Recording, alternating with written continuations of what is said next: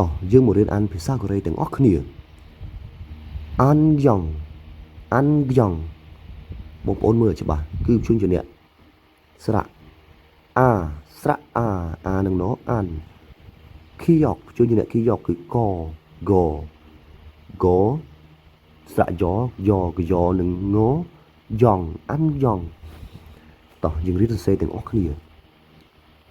ស្រៈអាព្យញ្ជនៈនេះអ៊ឺនដាក់តួជាអក្សរណអានព្យញ្ជនៈខីយ៉កដាក់ស្រៈយ៉នឹងងគឺព្យញ្ជនៈអ៊ីអ៊ឹងអានយ៉ងប្រែថាវ៉ែនតាអានយ៉ងបងប្អូនព្យាយាមនិយាយឲ្យចំអក្ខរាវិរុទ្ធនិងស្រៈឲ្យបានច្បាស់នោះបងប្អូននឹងងាយឆាប់ចាំឆាប់ចេះសរសេរបានយ៉ាងស្ទាត់ជំនាញអានយ៉ងប្រែថាវ៉ែនតា